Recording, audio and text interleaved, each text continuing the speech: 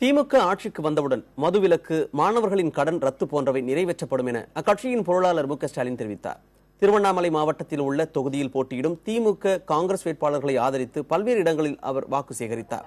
அப்போது பழைய திரைப்பட பாடல்களை பாடி அதிமுக அரசையும் முதலமைச்சர் ஜெயலலிதாவையும் ஸ்டாலின் விமர்சனம் செய்தார். முதலமைச்சர் மக்களை சந்திக்கும் போதெல்லாம் பொய் பரப்புரை செய்வதாகவும் அவர் குற்றம் சாட்டினார். தேர்தல் அறிக்கையில் திமுக குறிப்பிட்டிருக்கும் அனைத்து வாக்குறுதிகளும் நிறைவேற்றி தரப்படும் என்றும் ஸ்டாலின் உறுதியளித்தார். ஆட்சிக்கு வந்தவுடன் முதல் கையெழுத்தே மது விலக்குதான் என்றும் அவர் கூறினார். அந்த கடனை முழுமையாக முறையாக குறித்த காலத்திற்கு செலுத்தினா வட்டி கட்ட வேண்டிய ஒரு நிலை, அந்த வட்டியை கட்ட முடியலனாலும் வட்டிக்கு வட்டி செலுத்த வேண்டிய நிலை வந்துருது. ஆகவே தயவு கூர்ந்து அந்த வட்டியை தள்ளுபடி செய்வதற்கான சூழலை ஏற்படுத்தி தாருங்கள் என்று கேட்டார்கள்.